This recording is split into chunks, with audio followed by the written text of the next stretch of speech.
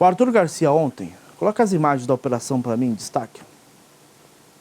O Arthur Garcia conversou ontem com o delegado Dr. Antenor, falando sobre essa importante operação da Gerência de Combate ao Crime Organizado, que desarticula um grupo criminoso envolvido em cobranças de mensalinhos para comerciantes do Shopping Popular de Várzea Grande. Eles cobravam uma mensalidade, seja de cerca de 5% do lucro, para que os comerciantes trabalhassem. Não era cobrado para garantir a segurança, que não fosse assaltado, etc. Não. Quer trabalhar no Shopping Popular de Várzea Grande, tem que pagar a facção. Essa é a história. Acontece que... Vem cá.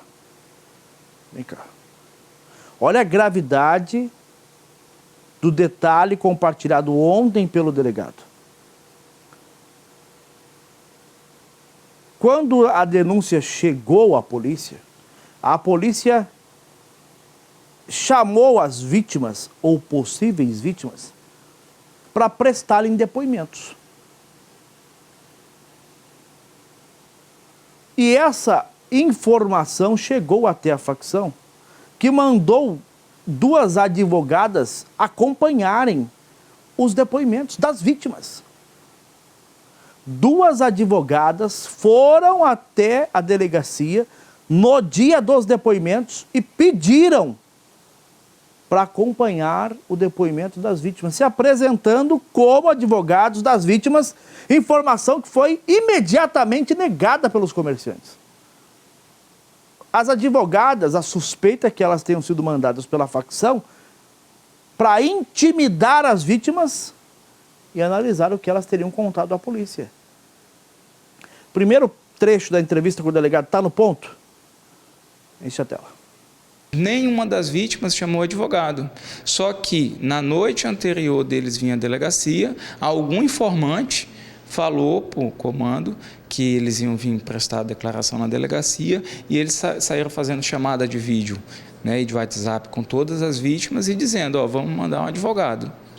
Né? Não falou quem era o advogado, então, por mais que o advogado, ele não precisa dizer que vai coagir, nem dizer que é do comando. Só de uma vítima vir e ter um advogado enviado pelo comando, usando a prerrogativa de acompanhar um depoimento de uma vítima, não é de um acusado. Né? Do acusado jamais vai ser negado, mas como que um advogado foi acionada a prerrogativa, foi comunicada a corregedoria, fazendo questão de acompanhar o depoimento de uma vítima, que nenhuma vítima falou que contratou advogado. A polícia pediu as prisões das advogadas, pedido esse que foi negado pela justiça. Separei um segundo trecho da entrevista que você acompanha agora. Eu pedi a prisão preventiva das advogadas, né, o judiciário entendeu que elas não representavam risco para a sociedade e tal, e cumprimos busca e apreensão. Hoje vai ser analisado os celulares ali, vamos ver as versões delas, né, é importante aí ver como que elas entraram nessa situação, vamos ouvir a versão delas. Vamos ouvir a versão delas. Eu pedi uma nota para a Ordem dos Advogados do Brasil, mas confesso para você que a nota não diz nada. O que a nota que eu pedi para a OAB diz é que nós acompanhamos as prerrogativas, os cumprimentos, os mandados de busca e apreensão, papapá, pepepé, pipipi. O que eu quero saber da Ordem dos Advogados do Brasil não é isso. Eu quero saber o seguinte, como que advogados que se prestam a esse tipo de papel continuam advogando sem problema, sem responder a nada na OAB. Porque o delegado deixa muito claro que a principal suspeita é que as advogadas foram mandadas para intimar ou intimidar as vítimas. Não precisa falar nada, mas se eu chego para denunciar um crime e tem um advogado do suspeito lá esperando para acompanhar o meu depoimento, isso não é intimidação da vítima, não? As advogadas que foram até lá sabiam que estavam sendo contratadas pela facção, pela organização, para intimidar as vítimas e se prestaram a cumprir esse papel. Tanto que agora estão sendo investigadas e a polícia pediu as prisões que foram negadas pela justiça. E qual é a posição da Ordem dos Advogados do Brasil diante dessa denúncia do doutor Antenor, extremamente grave? O que o doutor Antenor falou ontem, ao vivo, e que eu volto a compartilhar com você aqui agora, é extremamente grave. Mostra que tem advogados atuando para facções criminosas, ajudando que crimes sejam cometidos. Qual é a posição da Ordem dos Advogados do Brasil diante desta barbaridade? Nós acompanhamos há pouco tempo eleições para a nova presidência da Ordem, presidente reeleita, eleições milionárias. E agora?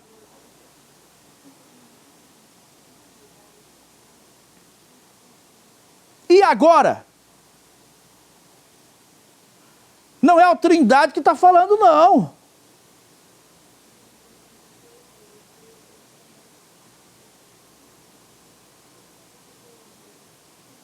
Não é a Trindade que está falando.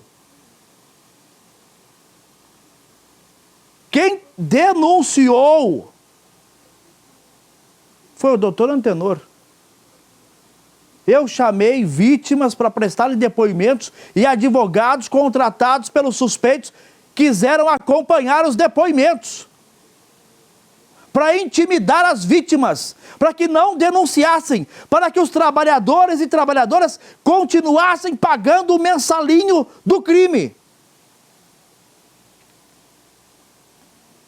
Sendo vítimas de uma verdadeira extorsão, de um verdadeiro terrorismo. Porque se a ordem era pagar 5% do lucro, as informações contábeis precisavam ser repassadas para a organização para que eles chegassem ao valor. Me dá aqui o seu movimento contábil que eu quero ver quanto você tem que me pagar.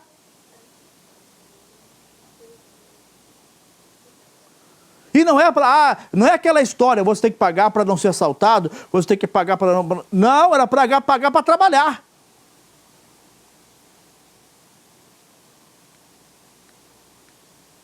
A situação no estado de Mato Grosso é crítica. Não dá para tapar o sol com a peneira. Lembra daquela morte no Shopping Popular de Cuiabá? De um dos trabalhadores? Porque não teria aceitado pagar uma taxa para vender cigarro no shopping? Depois, no interior do estado, lojas foram incendiadas porque os empresários não aceitaram pagar uma comissão solicitada pela organização criminosa. Agora, em Várzea Grande, a polícia descobre que permissionários do Shopping Popular de Várzea Grande tinham que pagar 5% do lucro para poderem trabalhar. Olha a gravidade do que eu estou compartilhando com você aqui. E enquanto há esforços do Estado para combater esse avanço rápido das facções, tem advogado aceitando intimidar a vítima. Eu preciso da presidente da Ordem dos Advogados do Brasil uma resposta. Se precisar, ao vivo, coloca a equipe aí agora. Se a presidente quiser falar agora, nós colocamos uma equipe na OAB agora, mas a OAB precisa ser parceira nessa guerra.